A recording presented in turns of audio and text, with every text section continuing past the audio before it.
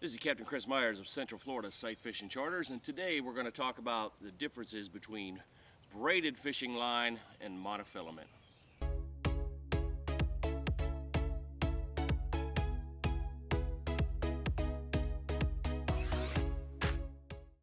So thanks for tuning in today.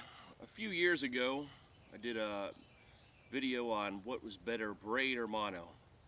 So it's gotten a lot of comments over the years, and I thought I'd revisit the topic today and take into account some of those comments that were made on that video and help you decide what would be better for you. Now, the first factor we're going to consider is cost. And there's no doubt, and there's no controversy that braid definitely costs a lot more than monofilament at the beginning. But over the course of its lifetime, I think that the braid will far outlast the mono. Because it doesn't get twisted up, because it doesn't degrade like the monofilament does, because sunlight isn't affecting it like it can affect monofilament. You may pay more in the beginning, but you should be able to keep that line on your spool for years and years. Where with braided line, when I was doing charters, with monofilament, when I was doing charters with it, changing it out almost every day, every other day. Braided line, as long as people don't get knots in it, it can last for months and months and months for me. And some of my personal reels, I've had it on there for years. So it costs you more to begin with. I mean, it could cost you up to $8 to $10 to fill up an average size inshore fishing reel. But if you're only having to do that once a year, once every couple of years, instead of having to buy mono over and over, you may find out it's more cost effective in the long run to get the braided line. But definitely at the beginning, we will have to give the check mark to cost to monofilament. So one of the topics dealing with braid versus mono that does seem to have a lot of controversy is the abrasion factor between the two. I can find plenty of people who say that mono and then fluorocarbon, we're going to lump those two together, and generally you'll find fluorocarbon is a little harder and more abrasion resistant than mono. You'll find people that swear that mono won't get you cut off as easy and braid will. And then you have folks like me that is going to tell you that I'd much rather have my braided line around my barnacle encrusted dock or my rock pile or oyster pile than I would the monofilament.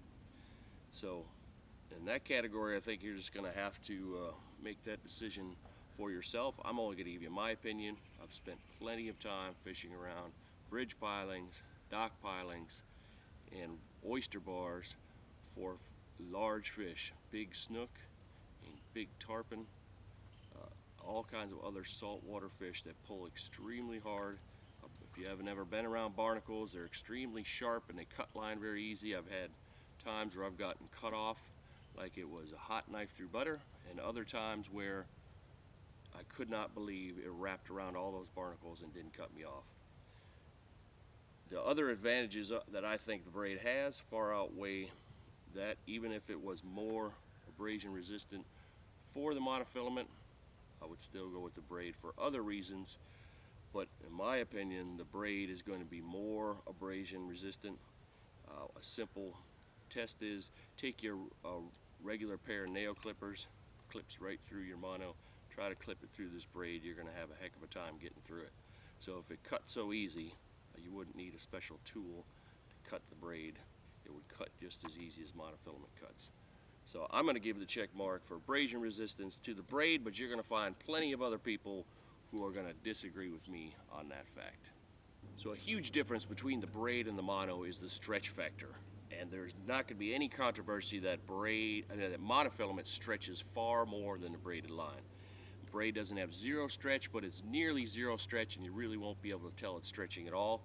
If you fished with monofilament for a long time and then switch to braid and go back to your mono, you feel like you're fishing with a rubber band. You don't realize how much this stretches until you start fishing with the braid.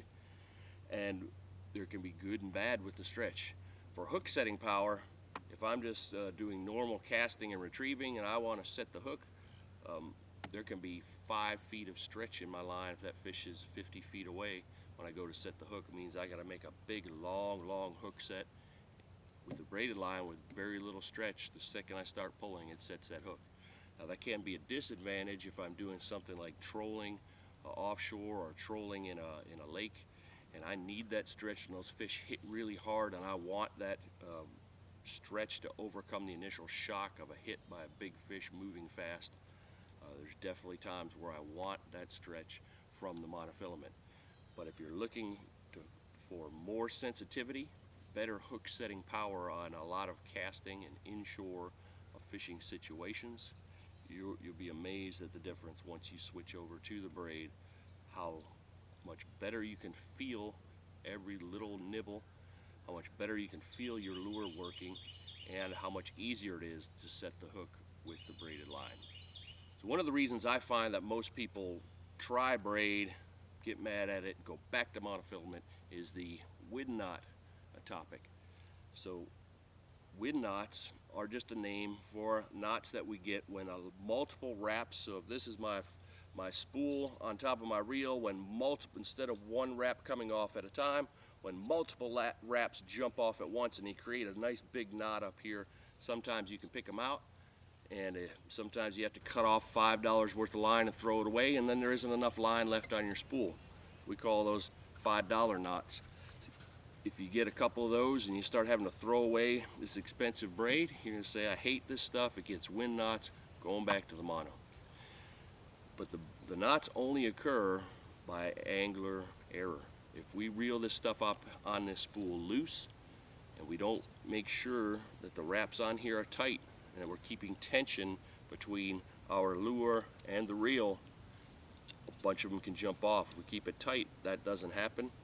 So the wind knots are easy to overcome. You can check out my video. I'll put a little tab up here so you can check out my wind knot video, tell you how to stop getting those knots. Once you start changing your fishing technique to make sure you're not getting those knots, you'll be much happier with the braid. You won't be blaming it on the wind. The reason people are calling them wind knots is because we have a tendency when it's windier to throw even harder, especially if we're going into the wind.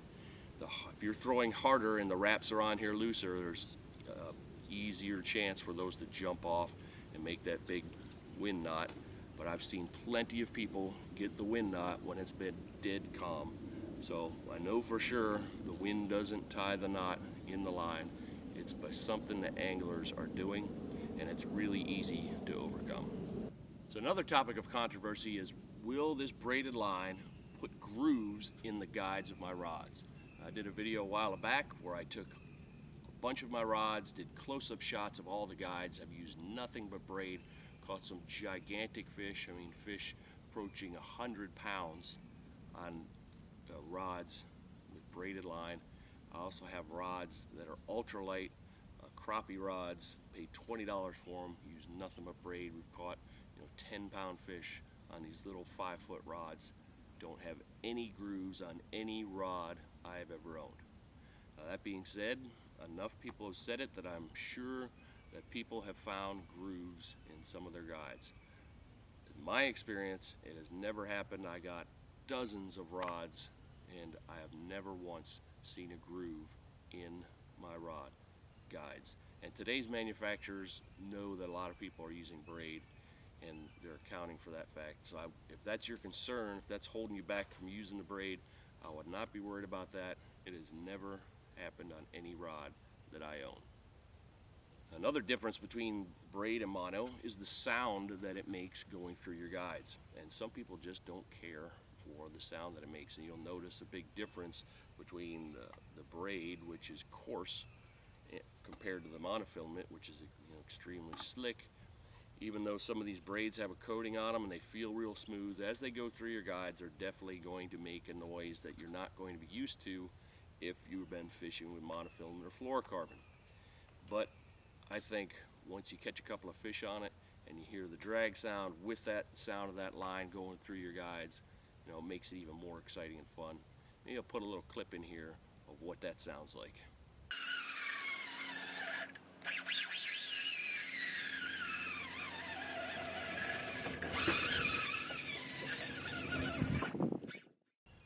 So how can you beat that cool sound of catching a big fish and listening to that noise? But for some people, the noise just bothers them. They don't like it. and they're going to go back to the monofilament, which isn't going to make any noise going through your guides. Visibility is extremely different from braid to mono. Obviously, if we get clear mono or especially fluorocarbon, it's a lot less visible in the water than any braid. You know, braid comes in lots of colors. You can find it in green, blue, yellow, chartreuse, tan. Never seen any clear braid. So any of the braids you put in the water are going to be much, much more visible than any monofilament. So I've had lots of folks say, well, I fish in extremely clear water and this is going to spook the fish. Well, I do a lot of fishing in extremely clear water, but something that I always do, whether the water is clear or dirty, is I add a leader on the end of my braid.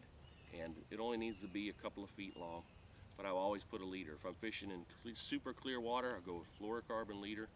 If the water's dirty, it really doesn't matter, just use a cheaper monofilament leader. But I'm always putting a leader on my braid, and I have not found that with a 2-foot leader that the fish are seen to be running away from my braided line, which is away from them. They see that lure or the bait or whatever it is I'm using, and the leader is less visible, no problems getting bites. So if visibility is your concern, make sure that you are using a leader. Now if you're only fishing in really muddy water, you can forego the leader, just tie your hook or lure directly to your braid, but every time you cut off and put a different hook on, you're cutting into the line on your spool, which is much, pretty expensive. If I put a leader on here, a 2-foot leader, then I can get a lot of cuts without cutting into my more expensive braided line. So even if you're fishing in dirty water, I would still recommend putting a leader on there so you don't have to keep putting new braid on your reel. So when it comes to knot tying between the two, monofilament will hold a knot with far fewer wraps generally than braided line. So this braided line is very slick and thin. So when I'm tying, say, a uni knot with my braided line, I'm using 7-8 turns. When I'm tying that with monofilament, I might only be putting 4 or 5, and some heavier leaders only 3 turns. But with a braid, I'm always using at least 7 turns in any knot that I make. So if you're going to be knot tying, no matter what knot it is, make sure you're using more wraps with your braid than you would use with your monofilament. If you said, hey, I'm going to try this braided line, you go to the store and look at it, you're going to find all different kinds. You have, not only different manufacturers, but same manufacturers will have some. If you go to the bigger stores, they'll have 4 or 5 different kinds from the same manufacturer. One might say wind tamer, one might say super slick, one might say, less stretch, or whatever that says on the box. They got all kind of things to try to attract us. They're generally all made from the same kinds of fibers, but you will definitely find a difference in the braids that have more of those fibers woven together to make the strand. So say for this Cast King Super Cast 9 has 9 strands of line. Maybe this Power Pro probably only has 5 or 6 strands. It's a lot more coarse than the 9 strands. So the more strands, the slicker it generally is. The slicker it is, the less friction as it comes off the spool, goes through your guides, get more casting distance. The easier it comes off your spool, the easier it is for you to get the wind knot. And some people don't care for the very limp and slick lines. They'd rather have a stiffer and more coarse line because they don't get as many knots. So if knots really seem to plague you, you can find wind tamer lines. They're generally a lot more stiff when they come off the spool. You can see this one doesn't even droop down at all. If I take this line off the spool and let it go, it wants to fall down a lot more. So the stiffer the line, the less of those wind knots you should be getting. So, but there's a definite difference between more fibers and less fibers and the pound test. So when people first go to buy their braided line, they get confused by the terminology and the numbers on these spools. So for instance, this one says 30-pound test, 8-pound diameter. So that means this 30-pound braided line is the same as 8-pound monofilament. So here's some 10-pound mono. this 30-pound test braid is thinner than this 10-pound mono. So I said, well, I was using 8-pound mono, I'll get this 30-pound braid, it's the same size. But then if you're only fishing for panfish and you have 30-pound line on here, you really do not need something this heavy. So this 30 does not cast anything like, say, 6-pound braid. So if I'm fishing for panfish and I was only using 6 or 8-pound mono, I'm going to look for 6 or 8-pound braid. Well, this 6-pound braid says the size of 2-pound mono. And I'm like, well, I've never used 2-pound mono, that's going to be too thin. This isn't going to break at anything under 6 pounds and probably over 6 pounds. So for my inshore light stuff, if I'm not fishing by structure, 6-pound mono. For my flats fishing saltwater stuff, 10-pound. If I'm only targeting really big fish on the open flats, 15-pound. If I'm fishing around, docks, then I'm going to go up to maybe my 20-pound, 30-pound for really big fish around barnacle docks and bridges. So pick the pound test that you need. Disregard what it says, how the size of this compared to mono. It's really information that doesn't really do us a lot of good. We need to know at what pound test does this break, and use that according to whatever you were using your mono. Use that same thing in your braided line. Now, because you're so much thinner, you're going to be able to get a lot more line on your spool. So it can allow you to catch huge fish on smaller reels and not have to worry about all your line getting taken off. So if this 6-pound braid is the size of 2-pound mono, and I had 6-pound mono on my spool, I'm gonna fish, I could fit, almost 3 times as much, or in theory 3 times as much line on that same spool. So I hook a huge fish, he probably shouldn't take all my line. Well, most people aren't in danger of losing all the line off their spool.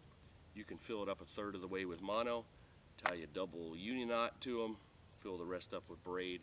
You don't have to fill the entire spool up with braid if it's never going to see the light of day. You're just spending a lot of money just for filler on your spool.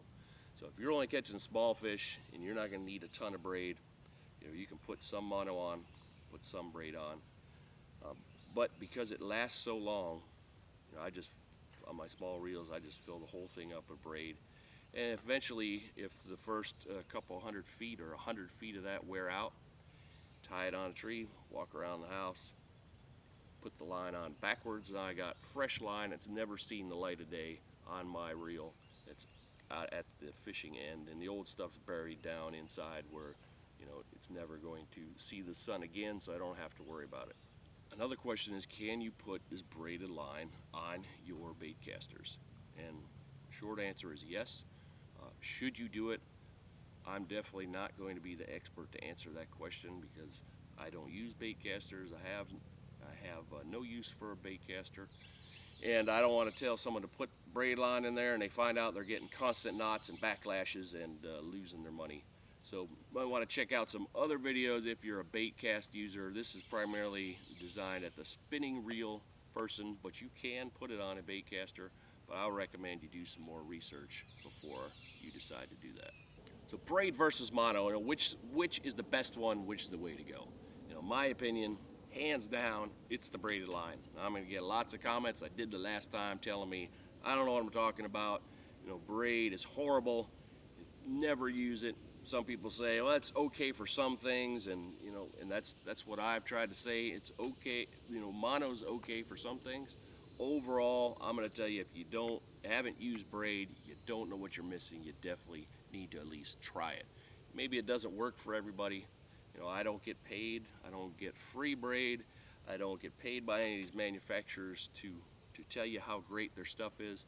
I'm just telling it to you because I can't believe how many people still suffer with monofilament when they don't know how much easier it is to fish with braid, your casting distance, your hook setting, how much longer it lasts, all the advantages we talked about. I'm very surprised more people don't use it. I think the initial cost scares them away.